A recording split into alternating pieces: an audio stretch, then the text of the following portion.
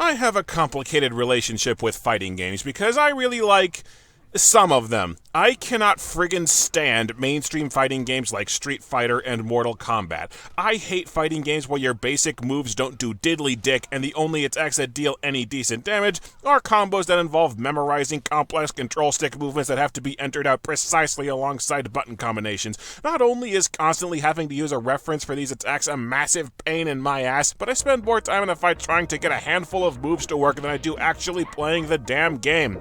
I can name several fighters that I really like without having to bring up Super Smash Bros. The previously reviewed Cyber Troopers Virtual On. I really like Sonic Battle, especially for a handheld game. Godzilla Destroy All Monsters Melee is fantastic, and I love me some One Piece Grand Battle and Grand Adventure. These games have dirt simple controls that anybody can pick up and play quickly with minimal memorization, and with most of them the skill and challenge come from getting the hang of your character's quirks to out-strategize, outmaneuver, and adapt to your opponent. Even the more mainstream Dragon Ball Fighters I've really been enjoying because while that game has some kind of complex mechanics, the core controls are simple and streamlined enough that anybody can get into it. I don't like fighting games where the challenge is who can get the industry's most convoluted ass control schemes to work. I admit that I suck at these games, but I can't help what I like, and I don't like Street Fighter or Mortal Kombat, even though I kind of like MK's plot and characters. And before you ask, I've never played Tekken, Killer Instinct, King of Fighters, or Marvel vs. Capcom. Once burned, twice shy and all that. My suckiness at Mortal Kombat is why I resisted the request to review Mortal Kombat Mythologies Sub-Zero, a spin-off that's widely regarded as the second worst game in the series. It wasn't until I learned that Mythologies is an action platformer that it caught my interest. So let's review Mortal Kombat Mythologies Sub-Zero and finally put this game on ice. I will not apologize for what's about to happen.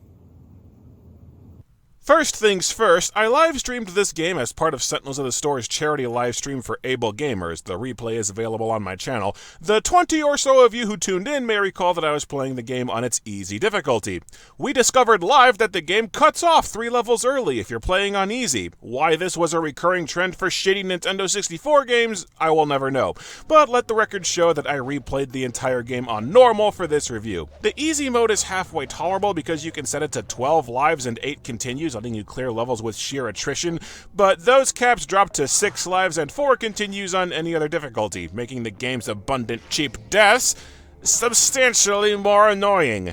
So let's break the ice. Mortal Kombat Mythologies is a side-scroller platforming game built using the Mortal Kombat game engine, which means it plays crazy stiff and awkward from mangling a one-on-one fighter's control scheme into a platformer. The 4 C buttons use high and low kicks and punches, A is the use button, and B turns your character side to side.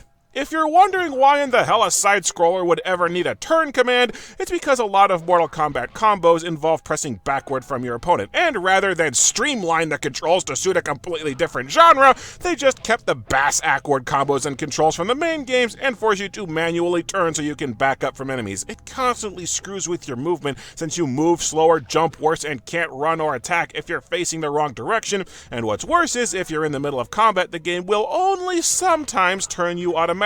So at random, you jump over an enemy and then turn around the wrong way. You can adjust the button layout in the options menu, but the way the combos are laid out, you're best off sticking with the defaults, even if I still instinctively mash A and B for attacks and then wonder why nothing's happening. You run with the R button and you can move with either the control pad or the control stick, but if you move with the control stick, Sub-Zero will walk for a second and then take off running on his own. Why have the control stick run automatically and also have a run button? With how many death traps revolve around precise movement, the damn control stick just gets you killed. So yeah, you use the control pad and you learn to like it.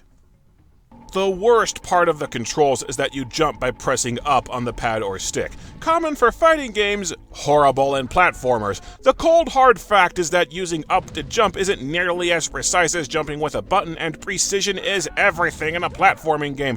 Hours of practice in, and I still constantly run off ledges, miss jumps, or jump on accident to my death. There was zero compromise in trying to make a hybrid fighter and a platformer.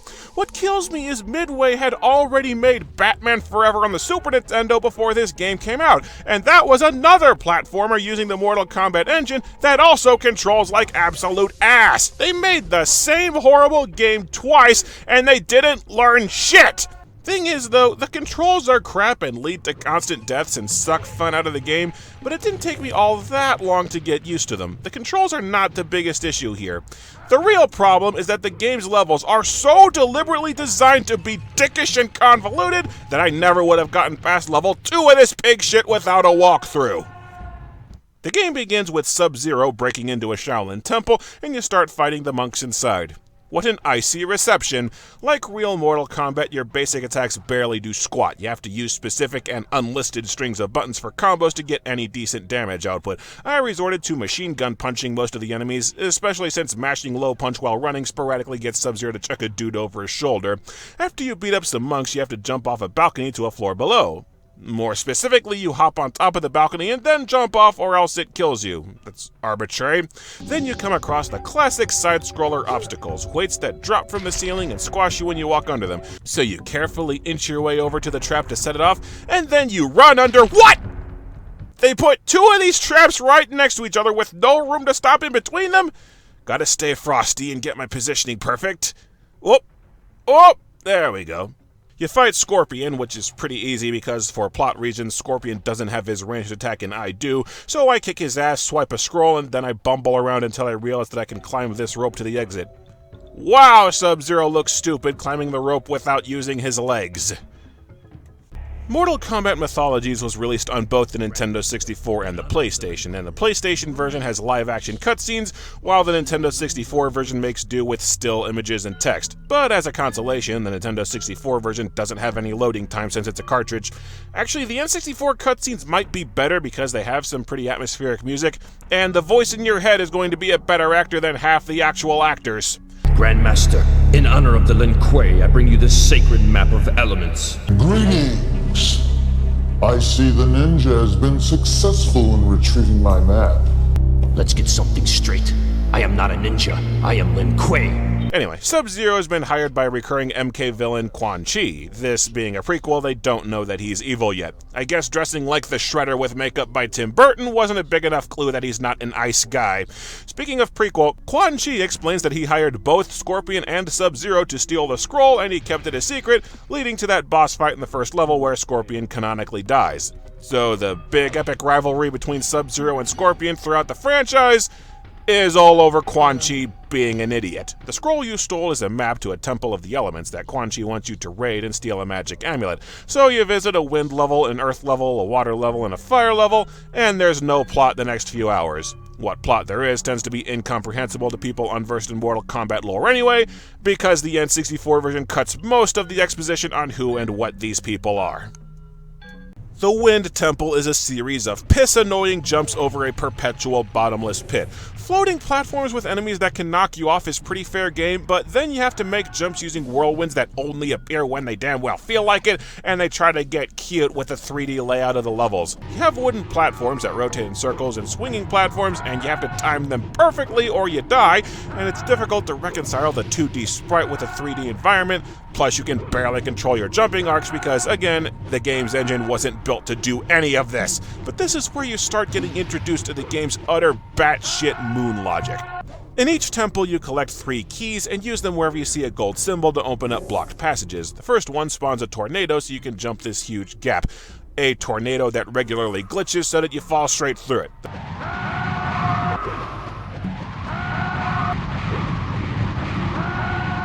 Tornado takes me to another barrier and I don't have the key. I'm pretty clearly supposed to take this path at the bottom of the tornado, but no matter how I approach this thing, I die from fall damage. You're somehow supposed to just know that mashing down on the controls will drop you through the tornado safely. So I find a new path, still can't find the damn key, because it turns out there's an off-screen platform hidden in a bottomless pit underneath a crumbling bridge, and the key is hidden down there. So the game expects you, with no hint or prompting, to just jump down this hole that should kill you instantly.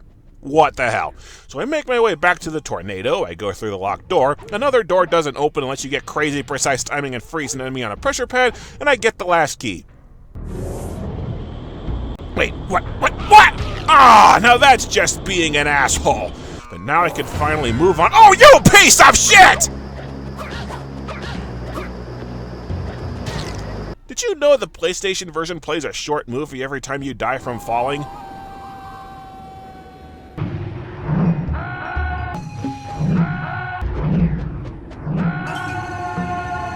That would get old fast. The boss of this stage is a wind elemental god thing, whatever. I don't know if this is supposed to be Fujin from MK4, only because Fujin doesn't wear a dumb homemade Thor costume. The elemental floats up where you can't hit him, his attacks take extensive memorization to dodge, and his ground tornado I don't think you can dodge, period. The best way to beat him is to use the diagonal ice blast to freeze him in midair. Just one problem. The game doesn't tell you how to use the directional ice blast, and it's a move exclusive to this game. It's down, forward, high kick, and he still blocks it, so you fire it, duck the tornado, then turn and use it again. That damn turning clunky got the controls again. But now he's frozen and I can kick his ice. This fight reminded me of why I don't like Mortal Kombat. I know how to use the directional ice blast. I have enough energy to use the directional ice blast. I enter in the buttons for the directional ice blast. It still fails about a third of the time because these games can be really damn picky about the timings of the control inputs. But eventually, Fujin or whatever the shit goes down. And now for the weather. Today's wind chill is Sub-Zero. Hey! You cheating little shit biscuit! If you kill Fujin, he makes a tornado that kills you instantly, and then you have to repeat the boss fight. You can't dodge it, you can't stop it, you can't stockpile health pickups to survive it. The only way past this part of the game is to run to the far left of the arena and duck, and this somehow causes Sub-Zero to hold onto a ledge and avoid the tornado. It hasn't been implied one single time that you could do anything like this. How the hell are you supposed to figure that out? Freeze in hell, you cheating bastard! One aspect of the game that pisses off fans is that Sub-Zero doesn't have access to his special moves from the main games right away. You unlock them by collecting experience from fighting enemies. Most of them feel pretty useless, nobody needs to shoot ice in midair, and by and large the only specials you need are the Ice Blast and the Slide, which are the first two you get. I see what they were going for. There's generally no penalty for giving enemies the cold shoulder and just running past them, so it can be a tactical decision to pass on a fight to save health at the cost of experience points. This rather dirt-simple system is also apparently all it takes for every review outlet to classify the game as an RPG.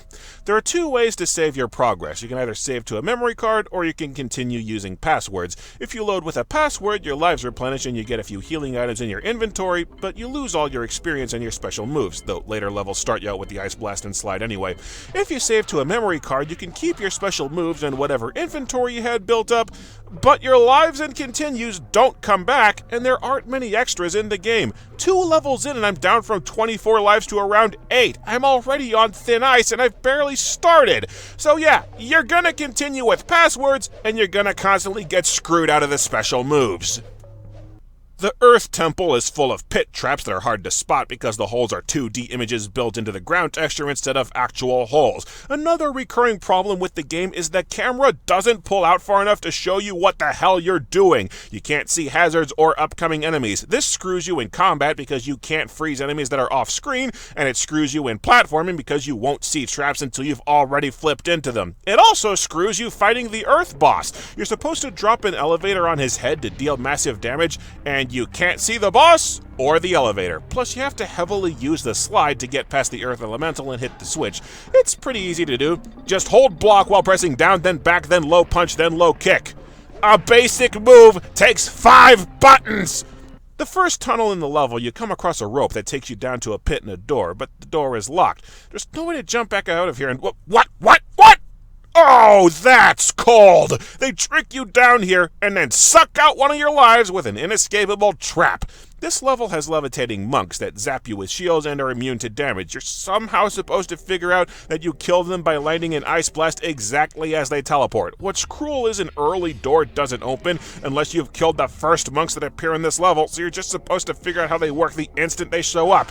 Luckily, each monk has one spot where they can't hit you, so you just chill out until... blammo! Oh, what the shit balls. This asshole monk guarding the third key is parked on the ledge. I can't jump up, I can't hit him, and there's nowhere else to go. Well, this frostbites. This life has just been flashed on the crapper. And speaking of being flushed down the crapper, the water temple is a sewer. No, really, underground pipes, gunk leaking out of the walls. These monks make their god live in a literal pile of shit. Whatever, let's winterize their pipes. The water level is a damn nightmare. The level is a maze, every hallway looks the same, and the entire level you're climbing ropes. You dismount the ropes by pressing left or right on the controls, and if you don't release the control pad exactly when you grab the rope, you immediately leap right back off again and fall to your death. What's cruel is the graphics are laid out to look like there's a ledge to save yourself if you jump the wrong way, but it's a trap. One slight twitch anywhere in the level, and it's off to an icy grave. Plus, if Sub-Zero falls a given distance, he goes into a falling animation and you can't grab back onto the rope. He just gives up even trying. Also, the camera zooms in too far and sometimes you'll be climbing down a rope and just fall to your death out of nowhere. I also noticed that more enemies spawn in the level if you actually stop to fight them. Fighting the monks in this first tunnel, I count 3 enemies, but then I die, get sent back, and just run through this pipe, and now there's only 1 down here. Every now and then the enemies camp out on a ledge and kick you off when you try and make a jump. You can wander away and come back and hope that they'd left, or you can try and trick them into jumping to their own deaths. Come on! Come on! I know you want a piece of this. I'm just gonna pirouette on this rope until you jump after me. Ice, ice, baby. Yes! Ha! Brilliant! The keys and their matching doors are hidden in clear opposite corners of the map. 1 death sends you way back, and it maximizes your chances of getting lost. Oh, and you have to jump on tiny moving platforms with stiff jumping arcs, or else you die instantly because Sub-Zero, master assassin of the Lin Kuei, can't swim! Ice floats, you moron! Oh, really? Again with this crap of booby-trapping a key? Damn it!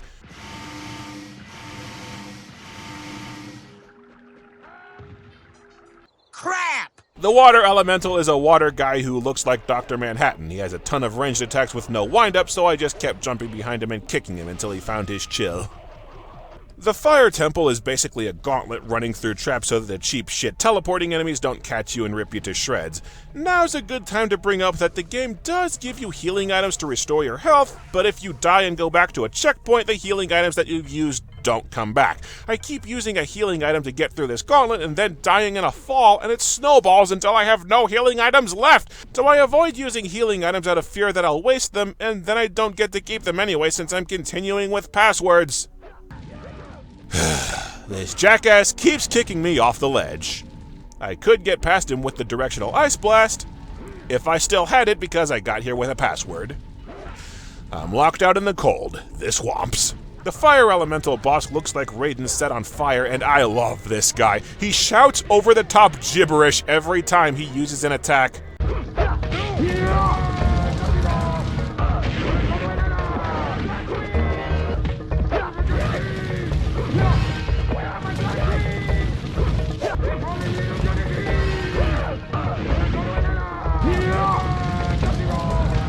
You think they told the actor just to spout gibberish, or you think they told him, now go in the sound booth and shout, I'll put on a pot of tea!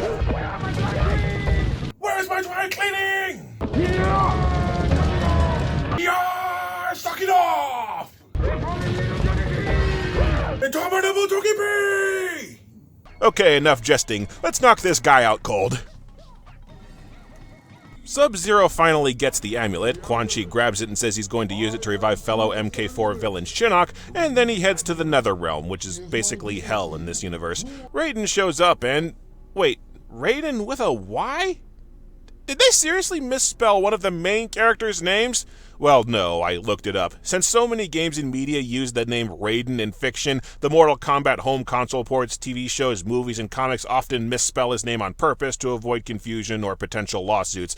You know, in case I confuse Raiden the Elder God of Thunder with Raiden the Trying Too Hard Cyborg Ninja or Raiden the skyscraper-sized war mech with shoulder lasers. Anyway, Raiden says, you moron, now he's going to take over the world, and Sub-Zero is sent into the Netherrealm to stop Shinnok. You just sit on back, Raiden, because today, hell freezes over. Presumably just to be a dick, Raiden spawns you inside a prison and you have to escape. The level starts with the 5 toughest enemies yet in the game by a vast margin. They block most of your attacks, they automatically counter your jumps with jump kicks, they can easily break out of your combos, or at least the ones that I've found, and they take a ton of punishment. Worse yet, they have projectile weapons that seem to have infinite range to them, so they can shoot you from like a mile off screen. You can slide to disarm them, but the bastards block that too! I run past them, but the door at the end of the level is locked, so I think you have to kill all 5 of these guys to start the level. Basically, if you weren't already good at Mortal Kombat coming into this game, this is the point where you get boned. I barely tolerate the gameplay of the series already, and now I have to take down 5 guys with guns in a row? Shit.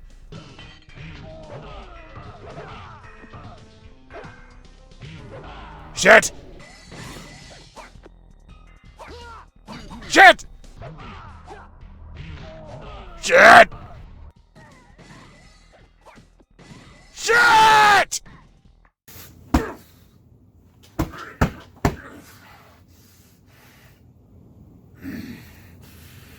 Sorry. Lost my cool. Okay, I've hit fuck it. Let's see what the Gameshark does to Mortal Kombat Mythologies. We got 3 codes to work with: infinite health, infinite lives, and maxed out experience. Plenty to ice these punks. Sub-Zero gets caught by a robot and thrown in prison. There's an alternate cutscene and bonus fight here with Scorpion if you performed a fatality on him at the start of the game. Luckily, I didn't know how. You have retained your mortality, which would mean you are vulnerable to death. I am Scorpion. You killed me in cold blood. Quit stealing my puns, you son of a bitch! The next section is full of enemies with even stronger guns with shots spaced to where you can barely dodge them, and even if you kill one half the time they immediately respawn and shoot you in the ass again. I find 2 keys that operate these elevators, but I can't get the elevators to move because you somehow just guessed that they operate the elevators with the use button and either high kick to go up or low punch to go down, because why the hell not?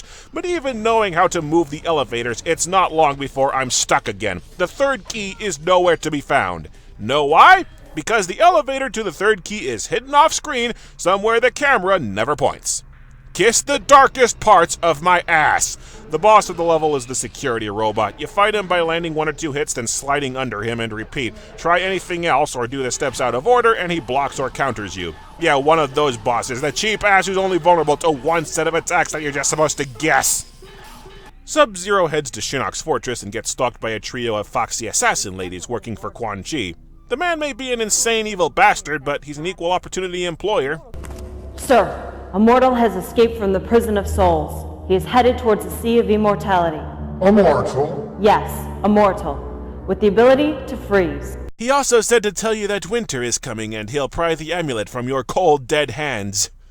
Level 7 flings you into a fight with a giant mech with a flamethrower. You kick him and slide under him to avoid his attacks. The arena is ensconced by 2 electric barriers, and this rat bastard air juggles you into the barriers and stun locks you. Plus, every time you hit the barrier, you get turned around and have to manually turn yourself the right way around before you can get back in the fight. But you send him to the cooler and oh, come on!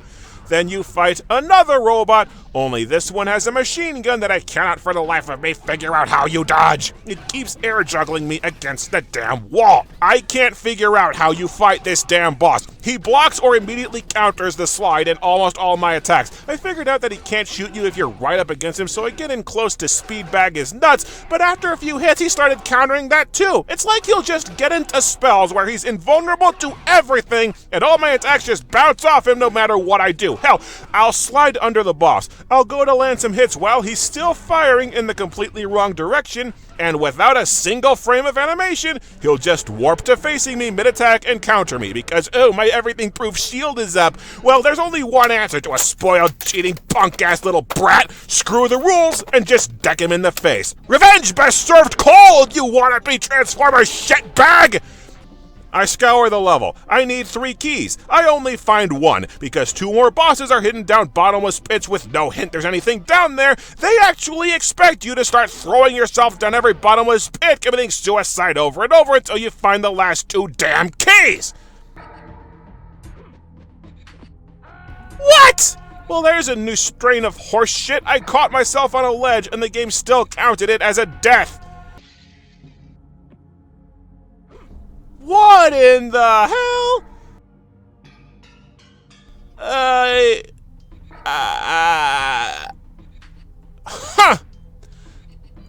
never seen the Gameshark do anything like this. I've seen it freeze games and I've seen it set off copy protection, but I've never seen the Gameshark disintegrate my character and then jump to the perspective of an enemy floating over a pit. Hold on, I want to see where this goes.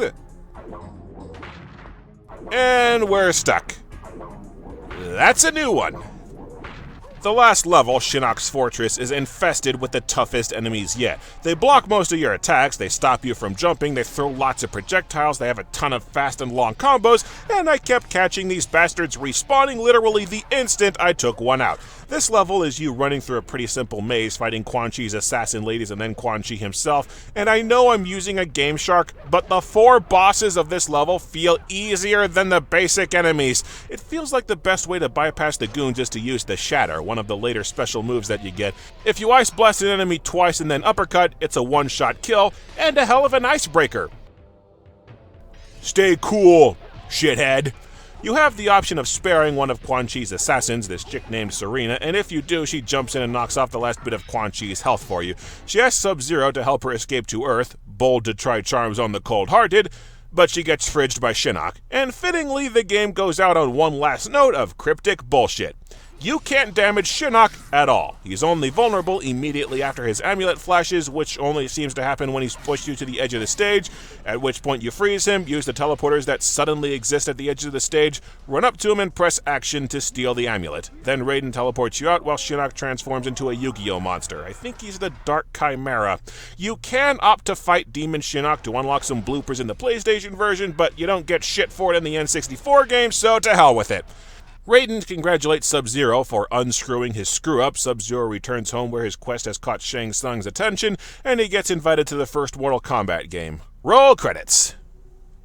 I'd like to point out that for a game allegedly built around laying out Sub-Zero's origins, the game doesn't have much to do with Sub-Zero. It doesn't give any background on his clan or motivations, he's just a goon for hire. We didn't need an explanation for why Shang Tsung hired a guy with superpowers for the original game, and his rivalry with Scorpion is explained, but stupid. Hell, the game isn't even about the main Sub-Zero from the series. The protagonist of this game is Bi-Han, the older brother Sub-Zero, who canonically dies in the first Mortal Kombat game and becomes Noob Saibot for the rest of the series. The younger brother of his, who's actually Sub-Zero in every other Mortal Kombat game, literally every other Mortal Kombat game, he's not even mentioned once in this Mythologies thing. Still trading on my name.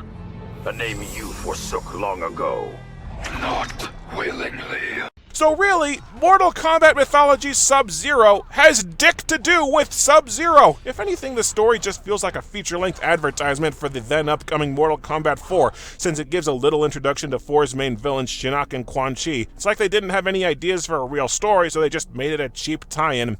But story or not, this game sucks ass. Mortal Kombat Mythologies Sub-Zero is a bad idea executed badly.